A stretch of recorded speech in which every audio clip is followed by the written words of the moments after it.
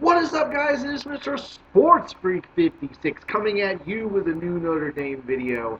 And this is a recap video of the Notre Dame Texas game. So, as I said, it's Notre Dame versus Texas. And holy crap, was that an exciting game? Was it the result we wanted? No, unfortunately, it was not the result we wanted. But it was a fantastic game, and what a way to start the college football season off for the Notre Dame Fighting Irish and the Texas Longhorns. Wow. So Notre Dame did lose this game 50-47 in double overtime in Austin, Texas. Nothing but props and respect and whatever else you want to say to the University of Texas Longhorns football team. Boy, did they prove what kind of a team they are early this season. Last year, if you guys remember, Notre Dame blew them out 38-10. We thumped Texas. We really, really did. And Texas came out on a mission in this game. This was a very, very, very impressive first game for Texas. And an impressive game for Notre Dame, but I'll get to Notre Dame in a second. So let's keep talking about Texas. Texas's freshman is the starting quarterback. I mean, this kid looked like a senior in this game against Notre Dame's defense. This kid had never started a game for Texas until this opening day game. And he proved that he is the starting quarterback. Both teams had guys that, people were on the fence about. Well, are they really going to be the starting quarterback? And both teams proved who it really is the starting quarterback for each team. I still think Texas will do the 1-2 punch with these two quarterbacks in the rest of this season. They call it, the semi-package or freight train package or whatever it is with their other quarterback, who eventually won the game for Texas. But man, if that's your quarterback, Texas, and he stays healthy, what a career that boy could have at the University of Texas. I look forward to watching him play because he was impressive as a freshman. Really was. I can't remember his name. I apologize to Longhorn fans. I cannot think of either one of their names actually off the top of my head. But I was very, very impressed with Texas. Very impressed. I'd love to see them in the playoffs. That would be excellent for the Big 12. And I'm kind of tired of seeing Oklahoma in the playoffs. So it would be cool to see Texas come out of the Big 12 for the playoffs. Or TCU. But it would be kind of cool to see Texas. Then I wouldn't feel as bad about losing this game to the University of Texas. So props to the Texas Longhorn fans. Nothing but respect to you guys. Excellent, excellent, excellent win. Great game. But on to Notre Dame. So, my thoughts. The offense. Deshaun Kaiser is our starting quarterback. Boy, did he prove that he is the man for the job and for this team, and he was the leader. Malik Zaire did not impress me that much in this game. I could tell that Deshaun Kaiser was totally in rhythm with his offensive line, with his running backs, with his wide receivers. 5 touchdown passes for Deshaun Kaiser. Wow. 5 touchdown passes in the opening game. Wow. At the beginning of the season, before the season even started, people were talking about, well, Deshaun Kaiser is a Heisman hopeful. And I take everything with a grain of salt because, first off, it's preseason. Everybody's speculating. Oh, this team's ranked this, or this quarterback's ranked this, or this quarterback's expected to do this, or this running back is expected to do that. And you just don't know. Football's a game where anybody can win on any given day, and anybody can shine. It's not like you have one dude that's always super consistent and super fantastic. Well, sometimes, but not all the time. So I take everything with a grain of salt when it comes to football. And people were saying, pundits, in the college football world, were saying, well, Deshaun Kaiser is a Heisman hopeful. And I don't doubt it. But I want to see how things go because you never know. Malik Zaire could have won the starting job, and then DeShone Kizer doesn't have a shot, at even being a Heisman hopeful. Well, DeShone Kizer proved us all wrong, if you want to be wrong in that aspect, and threw for 5 touchdowns. So, can't complain there. So he is the starting quarterback. I mean, Brian Kelly just named him the starting quarterback for the time being, and it's his job to lose now. And I was super impressed. I think what helped him a lot is last season when Malik Zaire got injured and he took over. So he has lots of rhythm with this offense. So we shall see. We're on to the Wolfpack. But let's continue talking about this game. So the offense looked great. Terry and Folston, welcome back. Not the greatest game he could have had, but he still had a good game. St. Brown, what an emergence. What an emergence. 2 touchdowns, and one of them was a dandy. I remember watching the game with my fiance, and she is getting into sports. She's not a sports fan per se yet. She's learning about sports. She was never into sports as a child, as a person. So we're watching the game, and she asks questions, which is fine. I want her to ask questions. I want her to be into it because it's fun when I have somebody else to actually watch the game with because I'm really the only big fan in my family, and she's getting into it for me. Thankful, good Lord. But we're watching the game, and she was like, "Wow, what a catch! Unbelievable." And it's like, yeah, it really is. It was unbelievable. I cannot believe that he made that catch for that second touchdown. It was just unfreaking believable. And I wanted to see who was going to step up because we lost Will Fuller to the draft. He's with the Texans now, and he was our clutch go-to wide receiver all last season and the previous couple seasons. So St. Brown, wow. I hope he can continue that trend. Torrey Hunter Jr., another great wide receiver for us. He had a fantastic game until he got knocked out unconscious, unfortunately. And yes, I'm going to talk about the hit. When I first saw this hit, I didn't know what to say and think really because it was such a bang-bang play that I could see people making the case that it was targeting, and I could see myself making the case that, yeah, it's just a vicious hit. It happens. It's unfortunate, but just the impact of the hit can knock you out. And at first I was like, nah, that's not targeting. I'm not worried about it. Yeah, it sucks that we lost Torrey Hunter. Yeah, they didn't call anything. And yeah, it's unfortunate. But I watched it over and over and over again and watched it slow down and really looked at it. And yes, that was targeting. It's unbelievable that the refs didn't, and I know all Notre Dame nations complaining about this, so I'm not the only one, and I know people are probably getting sick and tired of hearing this, but it's insane to think that nobody even considered reviewing this play. Even considered it.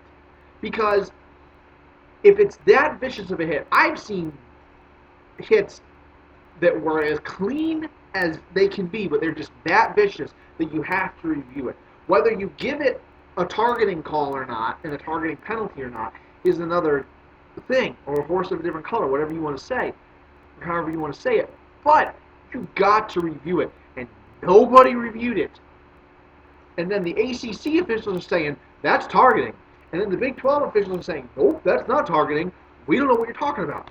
So, one thing that really irks me, and I'm not saying the refs lost us this game. We lost the game, plain and simple. I'm not griping about the refs losing us the game. We lost it. We had so many missed opportunities, and I'll get into that in a second too as another complaint. But one thing that really drives me nuts about Notre Dame, and it's not Notre Dame's fault. It really isn't. It's NCAA's fault, if anybody's. If you want to place any blame anywhere. One thing that drives me absolutely nuts is the fact that we get these officials from the rivals conference. So we play a Big 12 team, and we get refs from the Big 12. Or we play a team like we're playing Nevada. We get the refs from their conference, and then we're playing Stanford, and we get the refs from Stanford conference. Okay, does anybody not see the problem here? Does anybody not see it? Because I'm seeing it, and maybe I'm crazy. I don't know. I'm just one dude making videos on the internet. But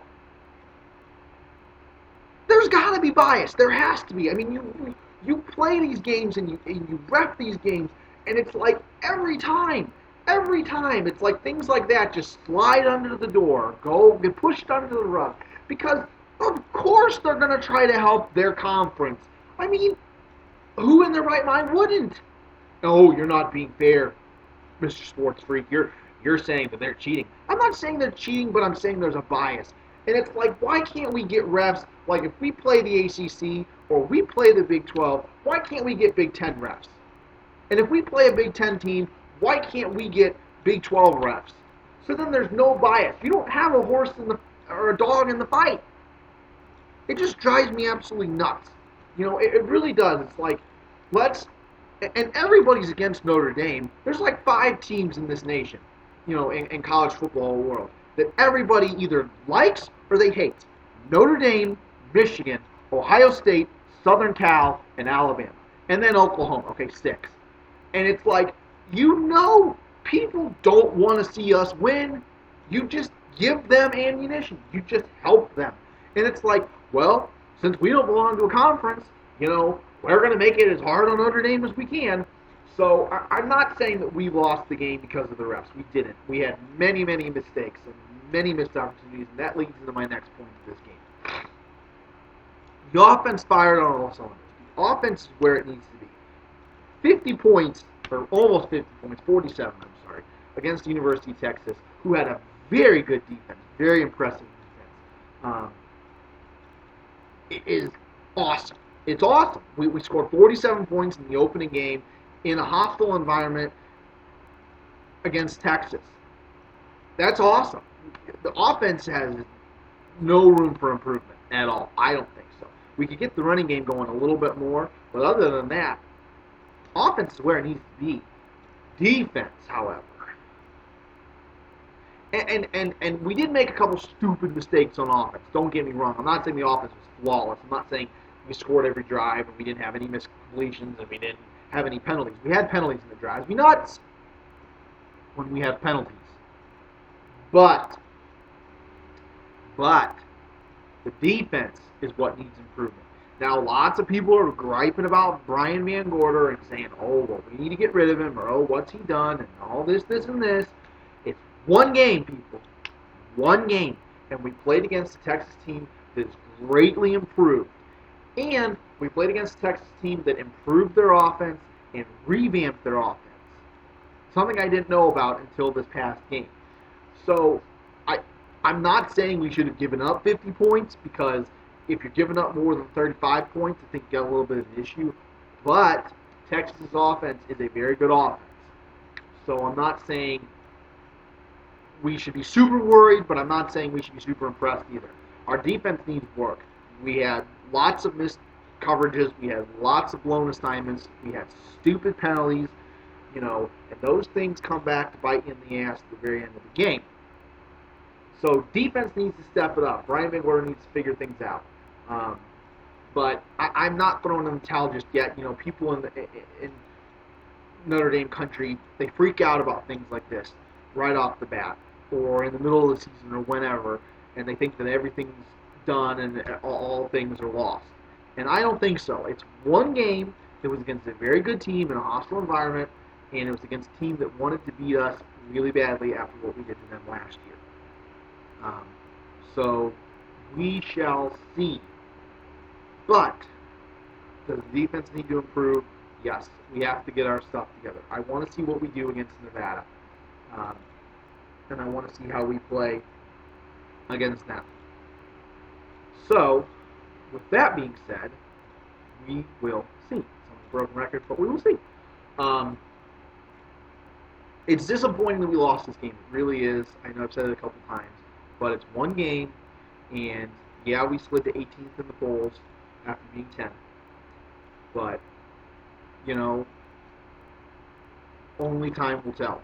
It's like I said, it's one game. We can't say everything's lost and the season's over and we're not going to make the playoffs and Brian Kelly and Brian Van Gordon deserve to be fired and we should just call it quits. We're not going to call it quits. We're going to keep on fighting. I'm going to keep on rooting for this team. We're going to keep on keeping on. So we will see. We will see. But nothing but props to the University of Texas. Nothing but props.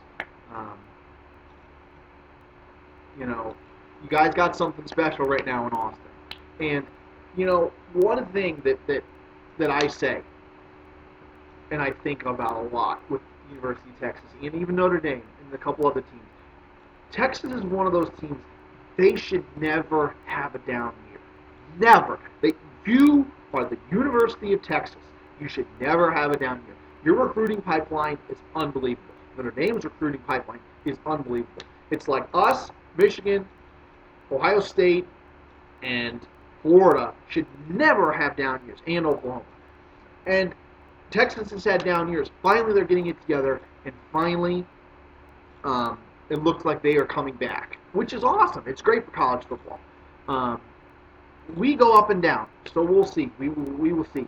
I do think Brian Kelly's on the hot seat. I think this is the season that if you have a great season, you're kept, and if you don't have a great season, then you're gone.